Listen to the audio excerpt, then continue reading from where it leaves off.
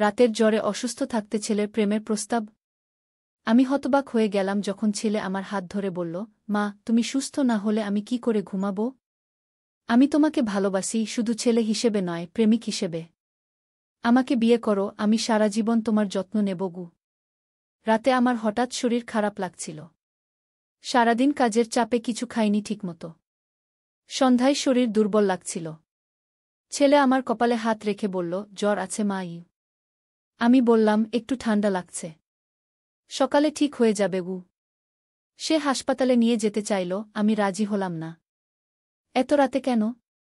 সকালে দেখা যাবে গু। সে ওষুধ খাইয়ে পাশে বসল। তুমি ঘুমাও, আমি দেখছি, সে বলল। আমি চোখ বন্ধ করে শুয়ে পড়লাম। ঘুমিয়ে পড়ার আগে দেখলাম সে আমার পাশে বসে আছে। মাঝরাতে ঘুম ভেঙে দেখি সে এখনো জেগে আছে, আমার হাত ধরে বসে। আমি বললাম, তুই ঘুমাসনি? তোমাকে এভাবে ফেলে কি করে ঘুমাবো? সে হাসল। আমি বললাম, আমি এখন ভালো আছি। তুই ঘুমাতে যা গু। সে আমার কপালে হাত রেখে বলল, মা, তুমি সুস্থ না হলে আমি কি করে ঘুমাবো? আমি তোমাকে ভালোবাসি, শুধু ছেলে হিসেবে নয়, প্রেমিক হিসেবে। আমাকে বিয়ে করো, আমি সারা জীবন তোমার যত্ন নেব গু। জ্বরে আমার মাথা ঘুরছিল। আমি ভাবলাম, ঠিকমতো শুনছি না বুঝি। কিন্তু তার চোখে দেখলাম অন্য ধরনের দৃষ্টি। এ কোন চোখ? এ তো ছেলের চোখ নয়। তুই জানিস না তুই কি বলছিস? আমি দুর্বল গলায় বললাম। আমি জানি মা। সে আমার হাত আরও শক্ত করে ধরল। আমি এটা অনেক দিন ধরে ভাবছি। আর লুকাতে পারছি না গি। ছাড় আমার হাত। তুই পাগল হয়ে গেছিস, আমি চিৎকার করে উঠলাম। সে আমার হাত ছেড়ে দিল, কিন্তু চোখের দৃষ্টি একই রকম রইল। আমি জানি তুমি রাগ করবে। কিন্তু আমি আমার অনুভূতি আর লুকাতে পারছি না গি। আমি উঠে বসলাম। তুই এখনই এ ঘর থেকে বেরিয়ে যা। এই গল্পটি সম্পূর্ণ শুনলে আপনাদের পানি অটোমেটিক বের হয়ে যাবে, সো যত দ্রুত সম্ভব হাতের কাছে টিস্যু নিয়ে বসে পড়ো। বিছানার চাদর যেন নষ্ট না হয় সেটা সম্পূর্ণ খেয়াল রাখার অনুরোধ জানিয়ে গল্পটি এখন শুরু করব। তার আগের সর্বশেষ অনুরোধ, দয়া করে এমন পানি বের করার গল্প নিয়মিত শুনতে আমাদের চ্যানেলটি সকলেই সাবস্ক্রাইব করুন। ধন্যবাদ। হ্যালো বন্ধুরা, আমার নাম মুনিমা চৌধুরী। আমার বয়স ৪২ বছর। আমার স্বামীর নাম রাজীব চৌধুরী, বয়স ৪৫ বছর। আমাদের ২ সন্তান, ঈশান আর তন্বী। ঈশান ১৯ বছর বয়সী, কলেজে পড়ে। তন্বী ১২ বছর বয়সী, স্কুলে যায়। সেদিন সন্ধ্যাবেলা আমি বাড়িতে একা ছিলাম। রাজীব অফিসের কাজে বাইরে গেছে, ফিরতে আরও একটা দিন লাগবে। তন্বী তার বান্ধবীর বাড়িতে রাতে থাকবে বলে গেছে। আর ঈশান, সে কলেজের বন্ধুদের সাথে একটা প্রজেক্টের কাজে রাতে থাকবে বলে বেরিয়েছে। আমি বাড়িতে একা হয়ে বই পড়ছিলাম। রাত ১০টা বাজল। হঠাৎ মোবাইলটা বেজে উঠল। দেখি ঈশানের ফোন। হ্যালো মা, দরজা খোলো। আমি বাড়ির সামনে। ঈশান বলল, এত তাড়াতাড়ি? তুই তো বলেছিলি প্রজেক্টের কাজে রাতে থাকবি। আমি অবাক হয়ে জিজ্ঞেস করলাম। হ্যাঁ, কিন্তু কাজ শেষ হয়ে গেল তাড়াতাড়ি। বাসাতেই ভালো লাগলো খু, ঈশান বলল। আমি দরজা খুলে দিলাম। ঈশান ঢুকল, তার মুখটা অদ্ভুত লাগল, যেন কিছু একটা লুকাচ্ছে। কি হয়েছে? তোর মুখ এরকম কেন? আমি জিজ্ঞেস করলাম। না, কিছু না। একটু ক্লান্ত লাগছে কি, সে বলল। তুই খেয়ে এসেছিস? কিছু খাবি? আমি জিজ্ঞেস করলাম। হ্যাঁ, খেয়ে এসেছি। এখন শুধু ঘুমাবো খু। ঈশান তার রুমে চলে গেল। আমিও পাশের রুমে গিয়ে শুয়ে পড়লাম। কিন্তু ঘুম আসছিল না। বাইরে একটা ঝড়ের আওয়াজ শুনতে পেলাম। আকাশ গর্জন করতে লাগল। এমন সময় আমার ফোনে একটা মেসেজ এলো। খুলে দেখি ঈশানের বন্ধু সোহম লিখেছে। আন্টি, ঈশান কি এখনও আপনার বাড়িতে পৌঁছেনি? আমরা সবাই চিন্তিত। সে তার ফোন ধরছে না। আমি অবাক হয়ে গেলাম। ঈশান তো এখানেই আছে। কিন্তু সোহম বলছে ওরা ওকে খুঁজছে। আমি তাড়াতাড়ি উঠে ঈশানের রুমে গেলাম। দরজা ধাক্কা দিয়ে দেখি ঈশান শুয়ে আছে। ঈশান, তোর বন্ধুরা খোঁজ করছে। তোর ফোন কেন ধরছিস না? আমি জিজ্ঞেস করলাম। ঈশান উঠে বসল। আমার ফোনের ব্যাটারি শেষ হয়ে গেছে মা, গুসে বলল। সোহম তো বলছে তোরা এখনও প্রজেক্ট করছিস। আমি সন্দেহের সাথে বললাম। ওহ, আমি সোহমকে বলতে ভুলে গেছি যে আমি বাড়ি চলে এসেছি। ঈশান ব্যাখ্যা করল। আমি তার কথায় সন্দেহ করতে লাগলাম। কিছু একটা ঠিক নেই। সোহমকে রিপ্লাই করে লিখলাম, ঈশান তো এখানেই আছে। ব্যাটারি শেষ বলে ফোন ধরেনি গুই। সোহম তৎক্ষণাৎ আমাকে কল করল। আন্টি, ঈশান কিভাবে সেখানে থাকতে পারে? সে তো আমাদের সাথেই আছে। আমরা সবাই মিলে কফি হাউসে আড্ডা দিচ্ছি। আপনি সত্যি ঈশানকে দেখেছেন? আমি হিম হয়ে গেলাম। যদি ঈশান ওখানে, তাহলে আমার বাড়িতে কে? আমি ধীরে ধীরে ঈশানের রুম থেকে বেরিয়ে এলাম। আমার বুক দুরুদুরু করতে লাগল। সোহমকে চুপি চুপি বললাম, আমি পরে কথা বলছি। তুমি পুলিশকে কল করো। আমার বাড়িতে কেউ একজন ঢুকেছে। আমি বের হওয়ার চেষ্টা করছি। আমি মোবাইল রেখে ভাবলাম, কি করা যায়। ভয়ে আমার হাত পা কাঁপতে লাগল। বাড়ি থেকে বেরিয়ে যাওয়া দরকার, কিন্তু সামনের দরজা দিয়ে গেলে ঈশানের রুমের সামনে দিয়ে যেতে হবে। আমি সিদ্ধান্ত নিলাম পেছনের দরজা দিয়ে বেরোব। ঠিক তখনই ঈশানের রুমের দরজা খুলল। আমি আড়ালে লুকিয়ে পড়লাম। সে বেরিয়ে এলো এবং সোজা রান্নাঘরে চলে গেল। আমি ধীরে ধীরে পিছনের দরজার দিকে এগোতে লাগলাম। যেই দরজার কাছে পৌঁছেছি, পেছন থেকে একটা কণ্ঠস্বর শুনতে পেলাম। কোথায় যাচ্ছ, ঈশান বা যে কেউ সে জিজ্ঞেস করল। আমি ঘুরে দাঁড়ালাম। ওহ, বাগানে গিয়ে গাছে একটু পানি দেব ভাবছি, আমি ভয় লুকিয়ে বললাম। এই রাতে? এত ঝড় বৃষ্টিতে? সে জিজ্ঞেস করল। আমি ঝড়কে ভুলে গিয়েছিলাম। আসলে আসলে বাগানের জানালা বন্ধ করতে ভুলে গেছি। ঝড়ে উড়ে না যায়। সে আমার দিকে এগিয়ে এলো। ছেলেটা ঈশানের মতোই দেখতে, কিন্তু তার চোখে অন্য কিছু ছিল। একটা শীতল, নিষ্ঠুর দৃষ্টি। আমি অনেকদিন ধরে তোমাকে খুঁজছি মুনিমা, সে বলল। তুমি কে? কেন এসেছ এখানে? আমি জিজ্ঞেস করলাম, কণ্ঠস্বর কাঁপছিল। তুমি আমাকে চিনবে না। কিন্তু আমি তোমাকে চিনি। বহু বছর আগে আমার বোনের কি হয়েছিল তুমি জানো, সে কঠিন গলায় বলল। আমি অবাক হয়ে গেলাম। তোমার বোন? আমি তো কাউকে চিনি না। সুপ্তা মিত্র, তোমার স্কুলের বান্ধবী, যে আত্মহত্যা করেছিল কারণ তুমি তার সবচেয়ে বড় রহস্য সবার সামনে ফাঁস করে দিয়েছিলে। সে আমার দিকে আরও এগিয়ে এলো। আমার হৃদয় থেমে গেল। হ্যাঁ, সুপ্তা। 20 বছর আগের ঘটনা। আমার স্কুলের বান্ধবী ছিল। একদিন সে আমাকে বলেছিল যে সে আমাদের স্কুলের একজন শিক্ষকের সাথে প্রেমে পড়েছে। আমি ভেবেছিলাম সে শুধু আমাকে বিরক্ত করছে, তাই একদিন রাগের মাথায় সবার সামনে এই কথা বলে দিয়েছিলাম। 3 দিন পর সুপ্তা আত্মহত্যা করেছিল। তুমি তুমি তার ভাই? আমি জিজ্ঞেস করলাম। হ্যাঁ, সে বলল, এতদিন ধরে তোমাকে খুঁজে বেড়াচ্ছি।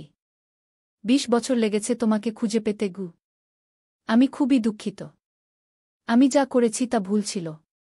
আমি এখনও সেই অপরাধবোধে ভুগি। আমি অনুতপ্ত স্বরে বললাম। অপরাধবোধ? তুমি সুখে সংসার করছ, আর আমার বোন মাটির নিচে শুয়ে আছে। সে রাগে কাঁপতে লাগল। কিন্তু এত বছর পরে? আমি সত্যিই অনুতপ্ত, আমি বললাম। অনুতাপ যথেষ্ট নয়, সে কঠিন গলায় বলল। তার হাতে একটা ছুরি দেখা গেল। আমি চিৎকার করে উঠলাম। সেই মুহূর্তে বাইরে থেকে একটা জোর আওয়াজ হল। কেউ দরজায় ধাক্কা দিচ্ছিল। পুলিশ! দরজা খুলুন, শব্দটা আসছিল। লোকটি চমকে উঠল। তারপর আমার দিকে একবার তাকিয়ে পেছনের দরজা দিয়ে বেগে বেরিয়ে গেল। আমি দ্রুত সামনের দরজায় গিয়ে খুলে দিলাম। পুলিশ এবং সোহম সহ ঈশানের আরও 3 বন্ধু দাঁড়িয়েছিল। মা, তুমি ঠিক আছো? ঈশান দৌড়ে এসে আমাকে জড়িয়ে ধরল। হ্যাঁ, আমি ঠিক আছি। আমি ঈশানকে আঁকড়ে ধরলাম। পুলিশ সমস্ত বাড়ি তল্লাশি করল, কিন্তু লোকটিকে পাওয়া গেল না। ঈশান আমাকে বসিয়ে জল খাওয়াল। সোহম পুলিশকে পুরো ঘটনা বিবরণ দিল। পুলিশ অফিসার আমাকে জিজ্ঞেস করল, আপনি কি লোকটিকে চিনেন? সে কেন এসেছিল? আমি তাদের সব বললাম। 20 বছর আগের সেই ঘটনা, সুপ্তার আত্মহত্যা, এবং এখন তার ভাইয়ের প্রতিশোধ নেওয়ার চেষ্টা। পুলিশ অফিসার বললেন, আমরা তাকে খুঁজে বের করব। আপনার বাড়িতে কয়েকদিন একজন পুলিশ থাকবে আপনার নিরাপত্তার জন্য। সেই রাতে আমি ঘুমাতে পারিনি। আমার মন জুড়ে ছিল পুরনো স্মৃতি এবং নতুন ভয়। পরের দিন সকালে আমার মোবাইলে একটা অজানা নম্বর থেকে মেসেজ এলো, আমি তোমাকে ছাড়ছি না। অপেক্ষা করতে হবে আরেকটু। আমি পুলিশকে দেখালাম। তারা নম্বরটি ট্র্যাক করার চেষ্টা করল, কিন্তু সেটি ছিল একটি প্রিপেইড সিম থেকে পাঠানো, যা কেউ একবার ব্যবহার করে ফেলে দিয়েছে। সেদিন থেকে আমি ভয়ে ভয়ে থাকতে লাগলাম। পুলিশ আমাদের বাড়িতে পাহারা দিল কয়েকদিন, কিন্তু কোনো খবর পাওয়া গেল না। ধীরে ধীরে আমরা আবার স্বাভাবিক জীবনে ফিরে আসার চেষ্টা করলাম। রাজীব বিদেশ থেকে ফিরে এলো, সবাই মিলে একসাথে থাকতে লাগলাম। একদিন সকালে আমি আমার ইমেইল চেক করছিলাম। দেখি একটা অজানা ইমেইল আইডি থেকে একটা মেইল এসেছে। খুললাম এবং দেখলাম একটা ফাইল অ্যাটাচ করা আছে। ফাইলটি খুলতেই আমার স্ক্রিনে একটা ছবি দেখা গেল। আমি স্তব্ধ হয়ে গেলাম। ছবিটা ছিল আমাদের পারিবারিক ছবি, যেটা আমার ড্রয়িং রুমে ঝুলানো আছে, কিন্তু সেখানে আমার মুখের উপর একটা লাল ক্রসমার্ক করা ছিল। ইমেইলে লেখা ছিল, তোমার সময় ফুরিয়ে আসছে গি। আমি আবার পুলিশে খবর দিলাম। তারা ইমেইল ট্র্যাক করার চেষ্টা করল, কিন্তু সেটা ছিল একটা অস্থায়ী ইমেইল অ্যাকাউন্ট থেকে পাঠানো। অফিসার বললেন, আপনি এবং আপনার পরিবার একটা হোটেলে থাকুন কিছুদিন। আমরা আপনার বাড়িতে গোপন ক্যামেরা লাগাব। সে যখন আসবে আমরা তাকে ধরব। আমরা তাই করলাম। রাজীব, ঈশান, তন্বী এবং আমি একটা হোটেলে রুম নিলাম। পুলিশ আমাদের বাড়িতে নজর রাখতে লাগল। প্রথম দুদিন কোনো খবর ছিল না। তৃতীয় দিন রাতে পুলিশের ফোন এলো যে তারা লোকটিকে ধরেছে। আমরা সবাই থানায় গেলাম। অফিসার বললেন, সে আপনার বাড়িতে ঢুকেছিল। আমরা তাকে হাতে নাতে ধরেছি। তার কাছে একটা ছুরিও পাওয়া গেছে গি। আমি লোকটিকে দেখলাম। সে আমার দিকে তাকিয়ে রইল, তার চোখে ঘৃণা। আমি আস্তে আস্তে তার কাছে গেলাম। আমি সত্যিই দুঃখিত যা হয়েছে তার জন্য। আমার ভুলের জন্য তোমার বোন চলে গেছে, আমি এখনও সেই অপরাধবোধে ভুগি। কিন্তু প্রতিশোধ নিয়ে কি সব শেষ হবে? এতে তোমার বোন ফিরে আসবে না, আর আমার পরিবারও ভেঙে যাবে গু। লোকটি আমার দিকে তাকালো, তার চোখে এখনও রাগ ছিল। ২০ বছর ধরে আমি শুধু এই মুহূর্তের জন্য অপেক্ষা করেছি। আমার বোন আত্মহত্যা করেছিল তোমার কারণে। তুমি কি বুঝবে আমার বেদনা? আমি চুপ করে তার দিকে তাকিয়ে রইলাম। আমিও প্রতিদিন সেই অপরাধবোধ নিয়ে বেঁচে আছি। এটা আমার সারা জীবনের অনুশোচনা। আমি যদি সেদিন থাকতাম, আমি এখন বহু কিছু পরিবর্তন করতাম গু। লোকটির চোখে কিছু একটা পরিবর্তন আসল। আমি তোমাকে মাফ করতে পারি না। কিন্তু আমি থামব, কুশে আস্তে আস্তে বলল। পুলিশ তাকে গ্রেফতার করল। আমরা বাড়ি ফিরে এলাম। সেদিন রাতে আমি আমার ডায়েরিতে সুপ্তার নামে একটা চিঠি লিখলাম, যা আমি নিজের কাছে নিজে প্রতিজ্ঞা করলাম। কয়েকদিন পর আমি থানায় গেলাম। লোকটি, যার নাম স্বপ্নিল, সুপ্তার ছোট ভাই, তার বিরুদ্ধে আমি কয়েকদিন পর আমি থানায় গেলাম। লোকটি, যার নাম স্বপ্নিল, সুপ্তার ছোট ভাই, তার বিরুদ্ধে আমি কোনো চার্জ না করার সিদ্ধান্ত নিলাম। আমি অফিসারকে বললাম, আমি এর বিরুদ্ধে মামলা করতে চাই না।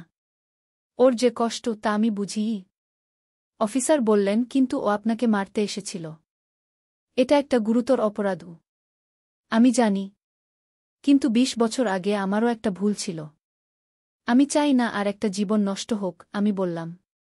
অফিসার রাজি হলেন না প্রথমে, কিন্তু আমি জোর দিলাম। শেষে তিনি বললেন, আমরা তাকে কিছুদিন আটকে রাখব। তারপর সে যেন আপনার কাছে না আসে, এই শর্তে ছেড়ে দেব গু। আমি স্বপ্নিলের সাথে দেখা করতে চাইলাম একবার। আমাকে অনুমতি দেওয়া হল। যখন আমি তার সামনে দাঁড়ালাম, সে এক দৃষ্টিতে আমার দিকে তাকাল। তুমি আমার বিরুদ্ধে মামলা করছো না কেন? সে জিজ্ঞেস করল। কারণ আমি বুঝি তোমার বেদনা। আমি যা করেছিলাম তা ভুল ছিল। আমি অনুতপ্ত। কিন্তু তোমার জীবনও নষ্ট হোক, তা আমি চাই না গিয়ে আমি বললাম। স্বপ্নিল কিছুক্ষণ চুপ করে রইল। এত বছর ধরে আমি শুধু তোমাকে ঘৃণা করে এসেছি। সেই ঘৃণাই আমাকে টিকিয়ে রেখেছে কি? সে বলল। আমি একটু এগিয়ে গেলাম। আমি একটা প্রস্তাব দিতে চাই। আমি একটা ফাউন্ডেশন শুরু করতে চাই সুপ্তার নামে, যেখানে যুবতীরা তাদের সমস্যা নিয়ে কথা বলতে পারবে এবং সাহায্য পাবে। আমি চাই তুমি সেই ফাউন্ডেশনের প্রধান হও। স্বপ্নিল আমার দিকে অবাক হয়ে তাকাল। তুমি কি পাগল? আমি তোমাকে মারতে এসেছিলাম, আর তুমি আমাকে একটা ফাউন্ডেশনের দায়িত্ব দিতে চাও? হ্যাঁ, কারণ তুমি বুঝবে ওদের বেদনা। যেমন তুমি বুঝেছ তোমার বোনের কষ্ট। তোমার অভিজ্ঞতা অন্যদের সাহায্য করতে পারে, আমি বললাম। স্বপ্নিল এক মুহূর্ত আমার দিকে তাকিয়ে রইল, তারপর মুখ ফিরিয়ে নিল। আমি ভাবব, সে বলল শেষে। আমি বেরিয়ে আসলাম। ১ সপ্তাহ পর স্বপ্নিলকে ছেড়ে দেওয়া হল। আমি অপেক্ষা করছিলাম তার কোনো খবর পাব কিনা। ২ সপ্তাহ কেটে গেল, কোনো খবর পেলাম না। তারপর একদিন আমার ইমেইলে একটা মেসেজ এলো স্বপ্নিলের কাছ থেকে, আমি তোমার প্রস্তাব নিয়ে ভেবেছি। আমি রাজি। কবে শুরু করব? আমি খুশিতে কেঁদে ফেললাম। রাজীবকে ডাকলাম। দেখো, স্বপ্নিল রাজি হয়েছে। আমি উত্তেজিত হয়ে বললাম। এটা অদ্ভুত, মুনিমা। যে তোমাকে মারতে এসেছিল তার সাথে তুমি কাজ করতে চাও? রাজীব সন্দেহের সাথে জিজ্ঞেস করল। হ্যাঁ, কারণ আমরা দুজনেই একই বেদনা বুঝি। সে তার বোনকে হারিয়েছে আর আমি হারিয়েছি আমার মনের শান্তি। আমি চাই আমরা একসাথে কিছু করি, যাতে অন্য কোনো সুপ্তার আত্মহত্যা না করতে হয়। কি আমি ব্যাখ্যা করলাম। রাজীব আস্তে আস্তে মাথা নাড়ল। ঠিক আছে, আমি তোমার সাথে আছি। কিন্তু সাবধানে থেকো গো। আমি স্বপ্নিলকে একটা রেস্তোরাঁও দেখা করতে বললাম। যখন আমরা সামনাসামনি বসলাম, পরিস্থিতি অদ্ভুত লাগছিল। তুমি সত্যি এটা করতে চাও? আমি জিজ্ঞেস করলাম। হ্যাঁ, সে বলল। আমার জীবনের ২০ বছর আমি তোমাকে ঘৃণা করে কাটিয়েছি। এখন আমি কিছু ভালো করতে চাই। আমরা সুপ্তা ফাউন্ডেশন শুরু করলাম।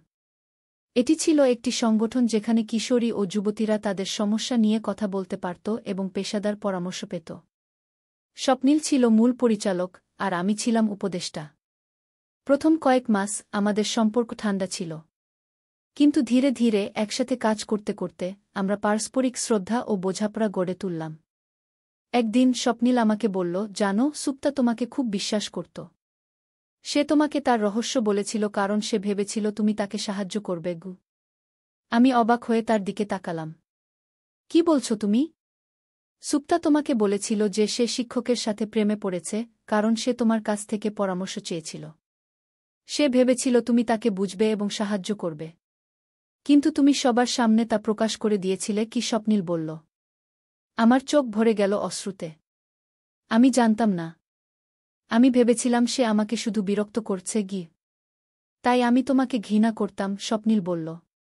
কিন্তু এখন আমি বুঝি যে তুমিও একটি কিশোরী ছিলে যে ভুল করতে পারে। আমরা সেদিন অনেকক্ষণ কথা বললাম। অতীতের সেই ঘটনা, সুপ্তার কথা, আমাদের দুজনের জীবন কিভাবে পরিবর্তিত হয়েছে। সে আমাকে বলল, সুপ্তার মৃত্যুর পর তার বাবা মা ভেঙে পড়েছিল। তারা নিজেদের ঘরে বন্দি করে রেখেছিল। স্বপ্নিল একা একা বেডে উঠেছিল, তার মনে শুধু প্রতিশোধের আগুন। সে আমাকে খুঁজে বের করার জন্য সব করেছিল। আমার বিয়ে, আমার সন্তানদের জন্ম, সবকিছু সে নজর রেখেছিল দূর থেকে। আমি তোমার ছেলের কলেজের বন্ধু সাজার জন্য দীর্ঘদিন অপেক্ষা করেছি। আমি ভেবেছিলাম এভাবেই তোমার কাছে পৌঁছাব। সে স্বীকার করল। আমি তার দিকে তাকালাম। আমি জানি আমার ভুলটা অমার্জনীয়। কিন্তু আমি বিশ্বাস করি সুপ্তা চাইত না আমরা এভাবে জীবন কাটাই। আমি বললাম। স্বপ্নিল আস্তে আস্তে মাথা নাড়ল। হ্যাঁ, সুপ্তা এমন ছিল না। সে সবার প্রতি করুণা দেখাত। সুপ্তা ফাউন্ডেশন দেশ জুড়ে সাফল্য অর্জন করল।